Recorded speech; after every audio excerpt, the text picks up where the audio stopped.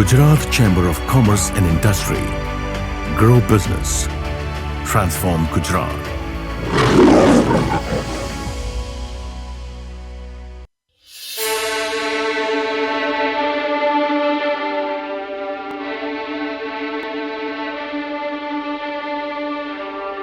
આજે ભાઈ આપનો આભારી છું કે ગુજરાત ઉદ્યોગ જગતની ચર્ચામાં તમને આમંત્રિત કર્યો અને મારા જેટલા પણ મારો અનુભવ છે હું શેર કરીશ.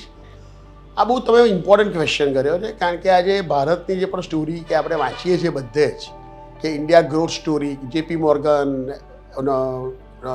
કોઈ પણ બેંક હોય કે જાપાનીઝ બેંક હોય કે તલપા પર છે ઇન્ડિયામાં આવવા માટે તમે વાંચતા હતો. કારણ એક જ છે કે આપણી ડેમોગ્રાફી. અને luckily you are on falling in a right side of demography. આદિત્યભાઈ, I am on other side કે 35 વર્ષથી નીચેની ઇન્ડિયા લગભગ 50% વસ્તી છે. તો તમારો ક્વેશ્ચન એ બહુ રિલેવન્ટ છે કે કોઈ પણ વ્યક્તિ 25-27 વર્ષે જ્યારે કમાતો થાય, સિમ્પલ લેંગ્વેજમાં, મે બી એ પ્રોફેશનલ, મે બી ડાક્ટર, તો એ માણસે એની લાઈફનું પ્લાનિંગ આર્થિક રીતે કેવું કરવું જોઈએ, કરેક્ટ? તો હું હવે થોડું ઇલોબોરેટ કરું છું એને કે બે રીતની ઇન્કમ થશે વ્યક્તિની. એક તો પોતાની બિઝનેસ અથવા પ્રોફેશન કે નોકરીની ઇન્કમ, બીજી છે તમારી સેવિંગ્સની ઇન્કમ. એટલે પહેલો સ્ટેજ કયો, તમારું કમાવું, જે તમારો કંટ્રોલ બહુ નથી કારણ કે એવરી યર સેલેરાઇઝ કે ઇન્કમ વધવી જરૂરી નથી. પછી ટેક્સ ભરવો કમ્પલસરી છે. ત્રીજું છે ખર્ચો. ખર્ચો ડેફિનેટલી તમારો વધતો જ જવાનો છે, whether we believe or we don't believe. Inflation પણ ઇન્ડિયામાં 5-6% રહેલું છે. તો માણસે એક શું કરવું? અને સૌથી મોટો યક્ષ પ્રશ્ન છે આ દેશનો, જે મારા પ્રમાણે, કે લોન્જિવિટી જે પહેલાં આપણે 70 વર્ષે લોકો ગુજરી જતા હતા, અત્યારે મિનિમમ 80-85 તો આઈ થિંક રમતા રમતા બધા જીવે છે. તો જે લોન્જિવિટીનો કર્વ છે ને, I think it's one of the biggest problem of our society. The reason કે આપણે ત્યાં એશ્યોર્ડ, આપણે જે અમેરિકા અને બીજા વિકસિત દેશોમાંની કોઈ assured pension as well as medical system robust નથી. Ayushman is taking launch pad કર્યું છે, પણ તો દરેક વ્યક્તિએ, હું એવું માનું છું, the minute E start earning money, પોતાના ભવિષ્યનું પ્લાનિંગ પોતે જ કરવું જોઈએ. હવે તમને કહું સિમ્પલ જે પ્રશ્ન કે 25 વર્ષ કે વોટ એવર યુ સ્ટાર્ટ, તો એના બે વસ્તુ છે.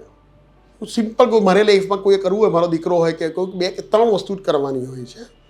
પહેલું રિસ્ક કે ભાઈ એ માણસ બ્રેડ વિનર છે, એના લગ્ન થયા છે, ઇન્ડિવિજ્યુઅલ, ઓબ્વિયસલી ઇન્ડિવિજ્યુઅલ રહે છે, આપણે માનવું જ પડે એવું, અને એ ગુજરી ગયો, તો એની વાઈફ અને એનું 1 કે 2 બાળક, એનું શું થાય? તો એને મને ટર્મ પ્લાન લેવો જોઈએ. તો રિસ્ક મેનેજમેન્ટ કહેવાય અને લાઈફનું રિસ્ક મેનેજમેન્ટ.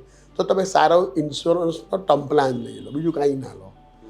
બીજું રિસ્ક તમારી લાઈફનું એ છે, કોઈ પણ સિંગલ ફેમિલીનું, કે તમે માંદગી આવી અણધારી, અને ઘણે ત્યાં આપણે પેરેન્ટ્સ ઓલ્સો ડિપેન્ડ હોય છે જનરેશન ઉપર, તો માંદગીની કોસ્ટ બહુ વધતી જાય. તો you should have good mediclaim.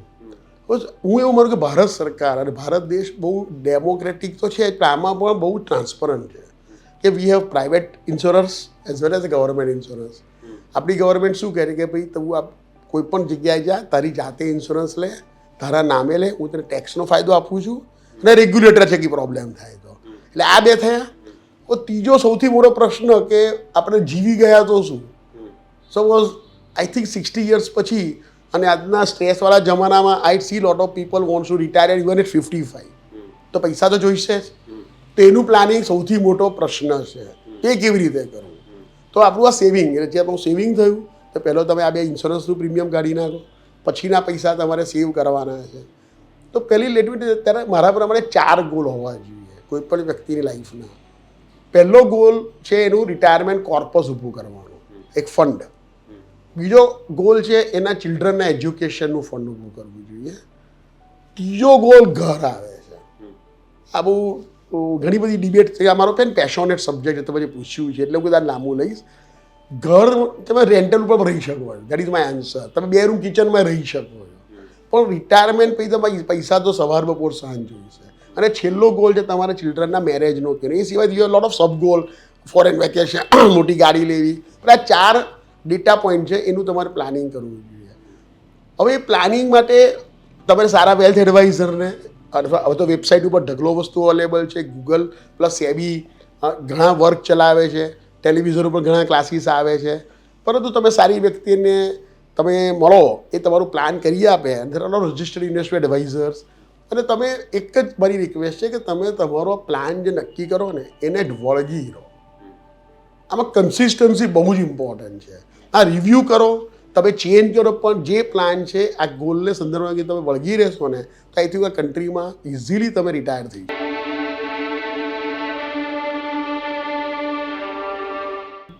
Good. હવે આપણે ઉદ્યોગપતિ એટલે જોબ સિકર્સ, આપણે મોદી સાહેબે જે કીધું છે આપણે પ્રધાનમંત્રીએ કે we should be job givers, everybody should not be job seekers. Correct? આપણે જોબ ગીવર્સના સંદર્ભની વાત કરી રહ્યા છે, હું એવું સમજુ છું. બરોબર છે? તો job givers be like lot of people see Gujarati સાહસિકોની આપણી ભૂમિ છે અને we are so many people who are first generation people. Startups આજના તમારા લેંગ્વેજમાં સ્ટાર્ટઅપ કહેવાય, તો આપણે કહીએ કે ભાઈ નવો ધંધો ચાલુ કર્યો. તો એક સિમ્પલ છે કે journey starts with the very less capital most of the time. અને આઈ થિંક સૌથી મોટા આ દેશમાં આજે પણ પ્રોબ્લેમ કેપિટલનો જ છે. તો like we also started with a small office or 12/10. તો I can talk in my last 30 years whatever. કોઈ પણ ઉદ્યોગપતિએ પહેલી વસ્તુ છે પોતાને લોન ઇઝ ધ ઇઝીએસ્ટ વસ્તુ છે. તમે બેંકની મદદ લો. હવે છે ને બે રીતે પૈસા તમે લઈ શકો. One is a date and second is an equity. આજે પ્રાઇવેટ ઇક્વિટી, વેન્ચર કેપિટલ બહુ આમ આપણે કે ને ગ્લેમરસ વર્ડ લાગે છે કે મારામાં પીએ ઇન્વેસ્ટર આવ્યો, મારામાં વીસી આવ્યો, મેં આ મલ્ટિપલ આપ્યો. અને પર્ટિક્યુલરલી યંગ જનરેશનની અંદર this is become a little bit of I can say some fad. I am using let be harsh word, but I think according to me equity is the most expensive money because that partner is permanent.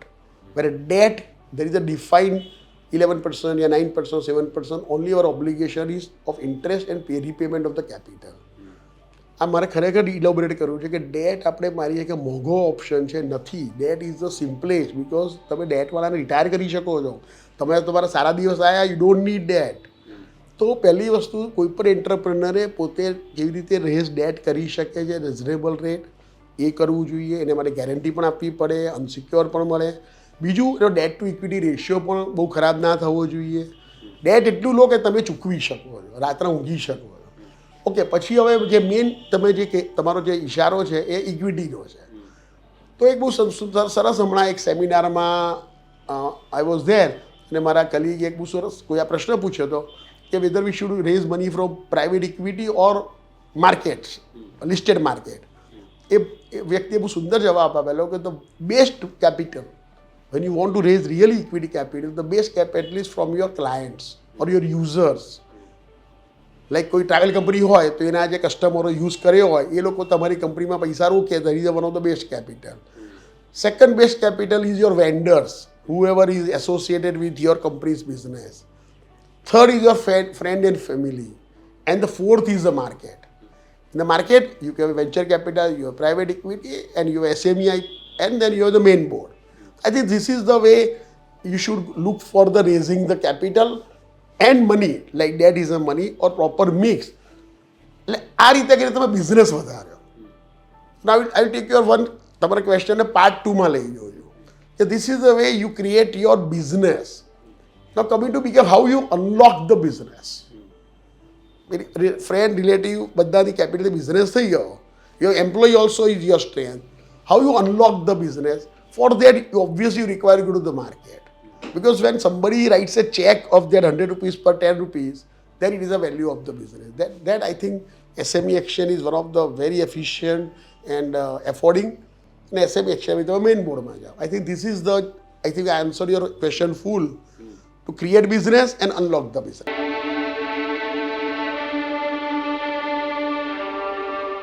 જે હું સમજુ છું અને luckily અમે Wealthforge itself was the 15th company, only 15th company in NSE SME IPO got listed. પછી તો અત્યારે તો some 100 companies are there. We went to main board also. I passed through this journey very happily. Our investors also are very happy. Just to tell you, added my IPO was totally subscribed by my clients only, whose wealth we are managing.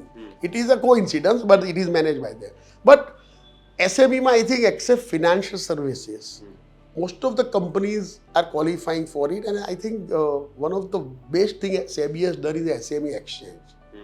Because SME એક્સચેન્જનો કોઈ એસએમઈનો સૌથી મોટો problem capital છે. I think તમારે ચેમ્બરની અંદર જે પણ તમારા મેમ્બર્સ હશે એ બધા એ જ કહેતા હશે કે અમારે પૈસા વધે તો અમે 4 ગણો ધંધો કરી શકીએ, 5 ગણો ધંધો કરીએ. તો આઈ થિંક એસએમઈ એક્સચેન્જમાં મોસ્ટલી જ ફિનાન્શિયલ સર્વિસ અને પ્યોર ટ્રેડિંગ સિવાયની બધી જ કંપની ક્વોલિફાઈ થાય છે. અને norms are very relax. Let me talk on my own experience. Compliance ને બધું બહુ જ રિઝનેબલ છે. આઈ ડોન્ટ સે ધેર ઇઝ નો કમ્પ્લાયન્સ, પણ બહુ જ સહેલું છે. જે પણ આ જોનાર વ્યક્તિને થતું હશે કે ઘણા બધા most of the entrepreneurs are busy in their own business. They are little worried about paper work company, પણ બહુ જ સરળતાથી એક્સચેન્જ આપણી જોડે ઊભું રહે છે, સામે નથી. I tell you exchange is supporting you, not questioning you. I think there is a approach of both the exchange. તો જેને પણ હવે કેપિટલાઇઝ કરવી હોય તો એસએમઈ એક્સચેન્જમાં you can hire a good merchant banker, all register with the exchanges and go for it. મારા પ્રમાણે બહુ જ ડિસિપ્લિન આવી જશે અને તમારો ગ્રોથ ઘણો જ મલ્ટીફોલ થશે. હવે આપણે મ્યુચ્યુઅલ ફંડ ઇન્ડસ્ટ્રીની થોડીક વાતો કરીએ કે ઘણા બધા અમારા મેમ્બર્સ છે કે જે પોતે ઇન્વેસ્ટમેન્ટ મેનેજર્સ છે કે પોતે સીએ ફર્મ્સ મેનેજ કરે છે. તો આપને શું લાગે છે કે આ ઇન્ડસ્ટ્રીનો ગ્રોથ કઈ રીતે થશે અને પહેલાં લોકો એને કઈ રીતે વિચારતા હતા અને હવે એને કઈ રીતે લોકો વિચારશે? આઈ થિંક આ મારો હૃદયનો પ્રશ્ન છે. અને કદાચ મારી જર્ની મ્યુચ્યુઅલ ફંડમાં કહું તો જ્યારે એક ટેમ્પલ્ટન નામનું ફંડ ગુજરાતમાં આવ્યું હતું 96ની સાલમાં, ત્યારે આખા ગુજરાતમાં ફરેલો. 2 જ ઇન્વેસ્ટરે ફોર્મ ભરેલું. આજે રોજના કદાચ 20,000 લોકો ભરે છે same fund. That is my journey. I think this concept of mutual fund is not old. Let me clarify to આપણા બધા દર્શકો માટે. એક યુનિટ 64 કરીને સ્કીમ હતી, જો 1964માં આવી હતી. It was nothing but A mutual fund. It was a balance type of mutual fund. Very simple. દર મહિને એક જ એને એવી આવે. હું એવું વિચારું ઘણી વાર કે કચ્છની અંદર 1965માં કોઈ માણસ આગળ 200 રૂપિયા બચ્યા છે. હાઉ ડુ એ માણસ પાર્ટિસિપેટ ઇક્વિટી માર્કેટમાં કરે? એક તો આરટીજીએસ નહોતું, આઈએમપીએસ નહોતું, મની ઓર્ડર થતા હતા. એ જમાનામાં તો યુનિટ ટ્રસ્ટની ઓફિસમાં જઈને 200 રૂપિયાના યુનિટ લેતો હતો. તો that was a mutual fund. એ પૈસામાં unit trust of India shares લેતું હતું, બોન્ડ લેતું હતું અને દર વર્ષે ડિવિડન્ડ આપતું હતું. કરેક્ટ? એટલે mutual fund is not a new word in India. Unit trust was a very large mutual fund in this India. It was 65,000 crores. Let me tell you honestly.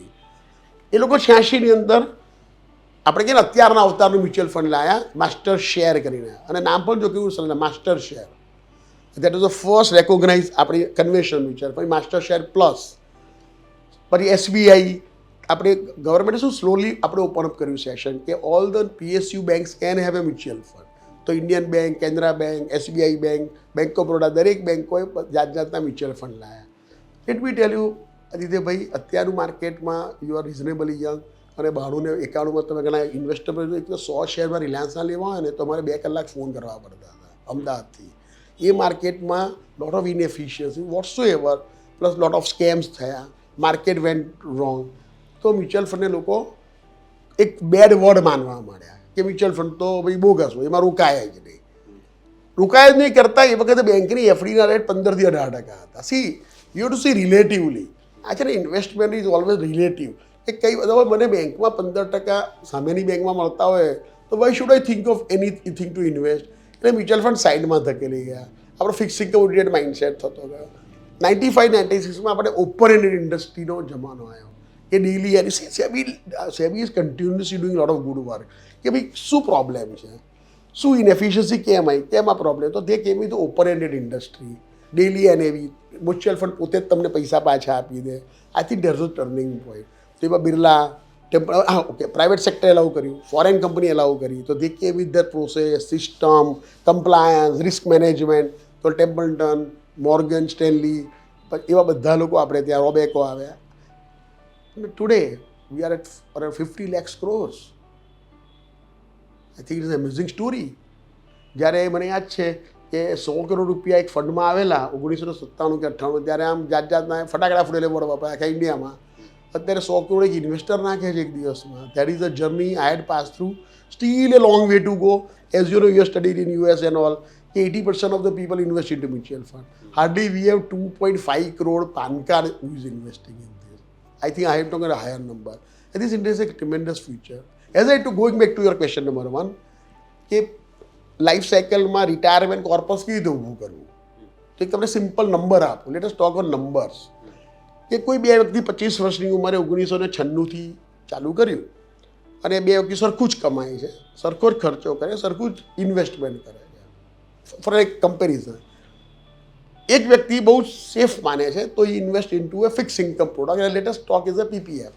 PPF I am not again, let me tell you again દર્શકો, કે I love PPF. It has to but comparison કે એના rate બધાને મોઢે છે. તો એ વ્યક્તિ પીપીએફમાં પહેલાં 70,000, પછી લાખ હતા, આવી 1.5 લાખ થયા, તે 11%, 13%, 11%, 8%, 7.5%, તો 28 લાખ રૂપિયાના ખિસ્સામાંથી ગયા. સાદી લેંગ્વેજમાં 96થી આજ સુધીમાં એની વેલ્યુ છે આજે 88 lakhs. He is very happy. એ જ દિવસે એમ માનો દર વર્ષે એક વખત એ માણસ રોકાણ કરે છે. એ જ દિવસે એ માણસ કોઈ શેર બજારના મ્યુચ્યુઅલ ફંડમાં નાખે, ઇક્વિટી મ્યુચ્યુઅલ ફંડમાં, એની વેલ્યુ આજે 7 crore. So this is the money. સામાન્ય માણસ એની લાઈફમાં આઈ થિંક 25 વર્ષની કેરિયરમાં 7 કરોડ રૂપિયા જો એના બેંક એના એસેટ હોય, ઇઝીલી કે રિટાયર. આ દેશમાં થયેલું છે. અમારા ઘણા ક્લાયન્ટોની આવી વેલ્થ બનેલી છે. હવે તમને એક બીજો પૂરક પ્રશ્ન હું જ કહી દઉં કે મને ઘણા પૂછે કે હવે શું, વોટ નેક્સ્ટ? ભાઈ આ તો જૂના હતા ને બની ગયા. એટલે એ બી ટેલિવાઇઝ પ્રશ્નો જે હું છેલ્લા 20 વર્ષથી આપું છું કે ઇન્ડિયાની ગ્રોથ સ્ટોરી જો તમે માનતા હો કે કન્ટ્રી 12-15% ગ્રોથ થવાની છે, ઇન્ફ્લેશન વધતા જીડીપી, તો આ રિઝલ્ટ તમારું રિપ્લિકેટ થવાનું છે. એટલે this is a mutual fund industry. ત્રીજું છેલ્લું કારણ એ પણ છે, like as I told you કે 96-98માં તમને 15%ની એફડી મળતી હતી, એટલે મ્યુચ્યુઅલ ફંડને આપણે સાઈડમાં મૂકી દીધા, કોરે મૂકી દીધા. આજે તમે જો ઓપ્શન શું છે, બેંકનું વ્યાજ 7.5% છે, આફ્ટર ટેક્સ 5 આવે છે, ઇન્ફ્લેશન 6 છે, એટલે તમારે મ્યુચ્યુઅલ ફંડમાં જવું જ પડે છે. એટલે you are made relatively attractive as well as return wise, અને ટ્રેક રેકોર્ડ આવી ગયો.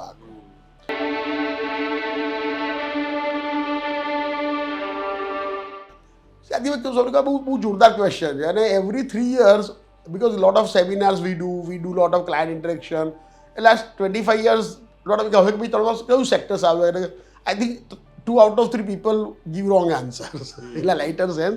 પણ આઈ બિલીવ ઇન્ડિયા સૌથી મોટું આપણું કન્ઝપ્શન, કે 130 કરોડનો કન્ટ્રી છે, 35 વર્ષની નીચેના 50% લોકો, એટલે 20 વર્ષ સુધી એ લોકો કંઈક ને કંઈક કન્ઝ્યુમ કરવાના છે.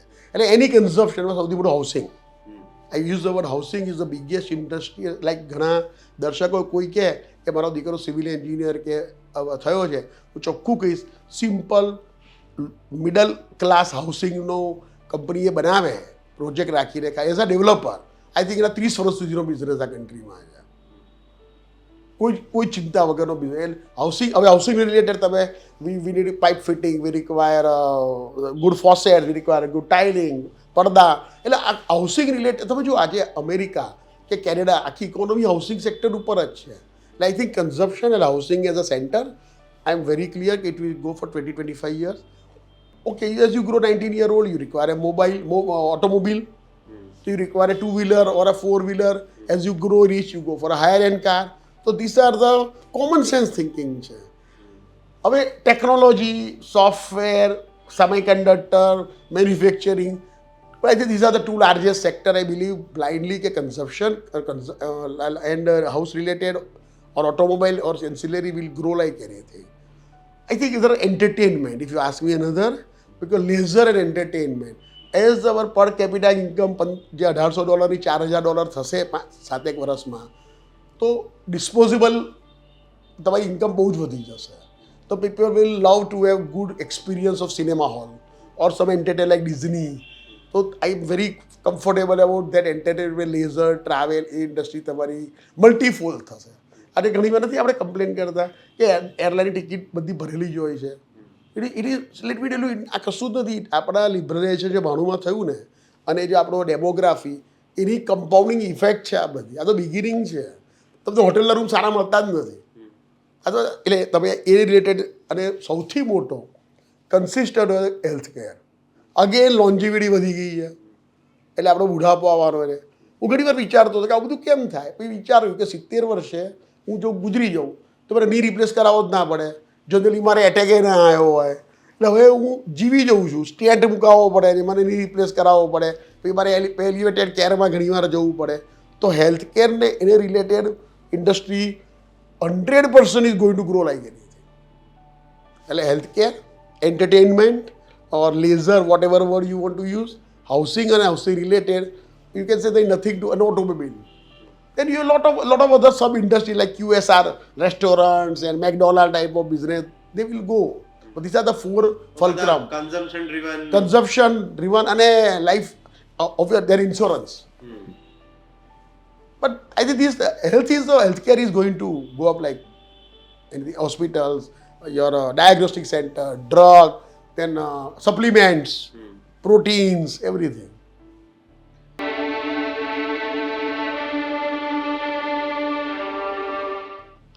I think okay good. જો છેલ્લો તમારો વાક્યનો પહેલો જવાબ આપું કે કન્ટ્રી છે ને, આ દેશની સૌથી બ્યુટીફુલ, ઘણાને કહું છું કે 130 કરોડ લોકો છે ને, everybody is enough space to do anything. That is my first answer. Confidence આપણામાં હોવો જોઈએ કે આ દેશમાં બિઝનેસની મારામાં અને મારામાં ધીરજ છે. એટલે now financial service, coming to your specific question, એમાં બે ભાગ છે. One is the fund base activity, services business.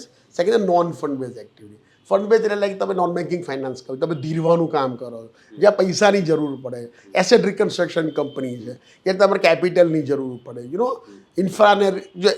Second is non fund, કે તેમાં તમે સર્વિસીસ આપો છો. Like what we do, our wealth management business, we don't need capital for business, we need capital for our infrastructure. તો પછી રોજ પૈસાની જરૂર નથી પડતી. એટલે we are asset light model. Mutual fund is one of the most asset light model. The criteria is around 100 crores of capital and you are able to manage some 5 lakh crores of asset. So that is non-fund based and fund based. બંનેના pros and cons છે, બંનેના mindset અલગ છે, પ્રમોટરના, થોટના. ઇન્ડિયામાં જ્યાં deposit મૂકો તો બોરોવર જોઈશે જ તમારે, ઇટ ગોઝ વિધાઉટ સેઇંગ. એટલે that also is a fantastic way. Micro finance, SME finance, પછી તમે કન્ઝ્યુમર ફાઇનાન્સ, દેન તમે રિટેલ લોન આપો, auto finance. There are lot of fund base models are available. Second model like હશે કે જેની અંદર તમે, અમારામાં બે છે જે એસેટ લાઇટમાં. One is the manufacturing of the products and second is distribution of the products. And or like HDFC Bank, the deposit is a product. The bank requires 8% capital as a CAR. You got my point? Same way like a mutual fund, HDFC ને કોઈ પણ liquid fund is a product, but it doesn't require capital backup. તો manufacturer છે, પણ એ product તમારા સુધી લાવવાનું કામ ડિસ્ટ્રીબ્યુટર કરે છે, ઓર એડવાઇસ આપવાનું, તો એસેટ અલોકેટર, તો people like us does that. એટલે યુ હેવ ટુ ફાઇટ. આ મેં તમને જનરલ વાત કરી માસ બિઝનેસની. પછી સ્પેશિયલાઇઝ બિઝનેસ, M&A એડવાઇઝરી છે, કે કોઈ માણસ પછી તમારી કંપનીમાં આપણે કહીએ ને જાતે પ્રાઇસ વોટર હાઉસ ટાઈપના સ્ટ્રક્ચરો છે, એ બધી પણ એડવાઇઝરી. પછી નોન ફંડ બેઝમાં આવશે આ બધું. પણ મોટા આપણે ત્યાં પણ financial advisory, even retail financial advisory literacy એટલી બધી ઓછી છે કે there is enough scope for any graduate with a zeal who are, and we have a lot of certification course also from exchanges or NSE and SEBI. If you do some hard work, you can really add value to the society as well as to yourself.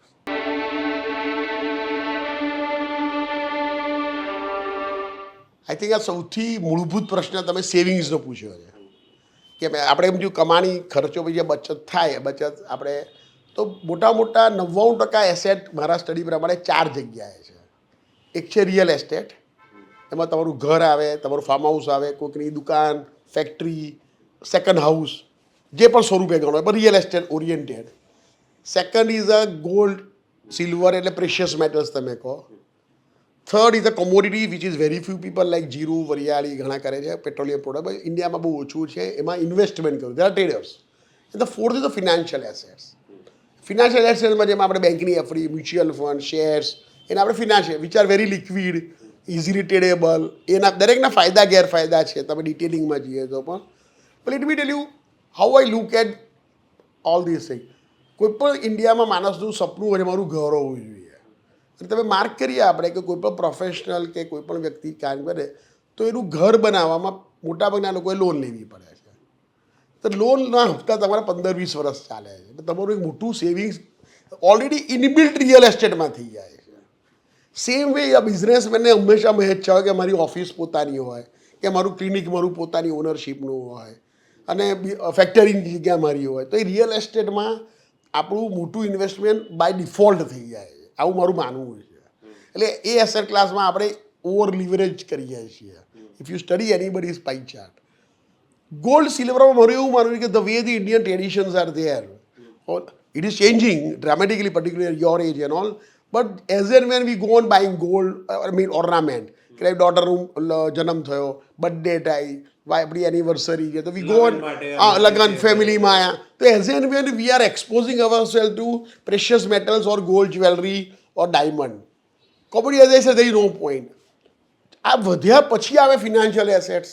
તો 99% people next door neighbour is a bank, ત્યાં જઈને FD કે saving બેંકમાં મૂકી દઈએ છીએ આપણે, એનાથી આગળ વિચારતા જ નથી. That we have to take it, because તમને કહું લોંગ ટર્મ સ્ટડી શું કહે છે કે કોઈ પણ માણસે ઇન્વેસ્ટમેન્ટમાં બે વસ્તુ જોવાની છે. બીજી હું થોડી લાંબી છે, પહેલી કે ઇન્ફ્લેશનને મારે બીટ કરવું જોઈએ. પૈસાદાર એટલે શું, રીચ એટલે શું, કે મારો પરચેઝિંગ પાવર વધવો જોઈએ. As I grow in my age, તો પરચેઝિંગમાં મારે ઇન્ફ્લેશનને બીટ કરવાનું છે. India is around 5 to 7% inflation country. કદાચ 5 આવી જઈશું, ડેવલપ થઈશું તો આપણે માની લઈએ 4.5-5, તો મારું રિટર્ન 7-8થી વધારે આફ્ટર ટેક્સ હોવું જોઈએ. તો તમે માર્ક કરીએ કે gold has hardly given a 7% return. અને એમાં તમે ખ્યાલ છે ઘરના વેચવા જાઓ તો પૈસા આવતા જ નથી. આ બધા પ્યોર ગોલ્ડ એઝ ઇન્વેસ્ટમેન્ટ પછી તો 7% વધારે રિટર્ન નથી. Real estate, constructed real estate, let be all બધાને કાંઈ થોડું બધા લાગશે આ સ્ટેટમેન્ટ ચેલેન્જિંગ છે, પણ constructed real estate on 20-year horizon never gives you more than 9% return. Whether it is Ahmedabad, whether it is Mumbai or Kolkata, you just study. Hardly. મોટી જગ્યાએ તો સિલેબલ જ નથી રહેતી, પણ તો પણ 9% છે. બેંક તમને 7.5% આપે છે. તો only equity mutual fund or equity is asset class where you get double digit or 14-15% return. Unfortunately સૌથી છેલ્લો વારો બિચારો એ 15%નો આવે છે. હવે જો સરકાર પણ આપણને ઉત્તેજિત કરવા માગે છે કે તમે ઇક્વિટીમાં જાઓ ને વેલ્થ બનાવો, તો માત્ર 10% ટેક્સ. એવરીબડી, મારે બધા દર્શકને કહ્યું તમારે પોસ્ટ ટેક્સ રિટર્ન જોવું જોઈએ. તો ઇક્વિટીમાં 10% ટેક્સ છે, રિયલ એસ્ટેટમાં 22% છે, વ્યાજમાં 33% છે. તો દરેક જગ્યાએ 11 થી 12% સરકાર જ આપણને ફાયદો આપે છે આફ્ટર ટેક્સમાં. છતાં પણ આપણે ઇક્વિટી મ્યુચ્યુઅલ ફંડમાં જતા નથી અથવા ઇક્વિટીમાં જતા નથી. તેથી મારી અપીલ છે કે આપણે ઇન્ડિયા ગ્રોથ સ્ટોરીમાં જો બાંધતા હોઈએ, કન્ટ્રીની ગ્રોથ જે થાય છે, તો આપણે ઇક્વિટીમાં વધારે એક્સપોઝર કરવું જોઈએ. બીજો કે લિક્વિડિટી હાઉ ઇટ પ્લેઝ, કે એઝ આઈ ટોલ્ડ યુ, મારો પહેલો એમ છે રિટાયરમેન્ટ કોર્પસનો. હવે ઘણા મને સેમિનારમાં આર્ગ્યુ કરે છે કે ઘર કેમ નહીં, ભાઈ પહેલું ઘર બનવું જોઈએ. બધું ઘર છે ને લિમિટેડ બનાવો, કારણ કે if I retire at 60-65 and I want 15 lakh rupees for an emergency, so I cannot dispose one part of house or my bungalow or a 1 bedroom and get 15 lakhs overnight. That's why, but I need cash flow. That's why I always say, as you grow, your financial asset portion should be bigger and bigger. House તમારી જરૂરિયાત જેટલું જ હોવું જોઈએ. અને just to tell you, in developed countries like America and all, people downsize their house. There are enough example that they go from New Jersey or New York to they move to Florida, where the houses are cheaper. So their differential they put into financial assets. That is my suggestion. એટલે એ પૈસા જ્યારે તમને જોઈએ ત્યારે તમને કામ લાગી શકે. અને રિટાયરમેન્ટ પછી તો cash flow is king. The way I believe in my 30 years, cash flow only matters. Nothing matters beyond it. That's it. Gujarat Chamber of Commerce and Industry. Grow business. Transform Gujarat.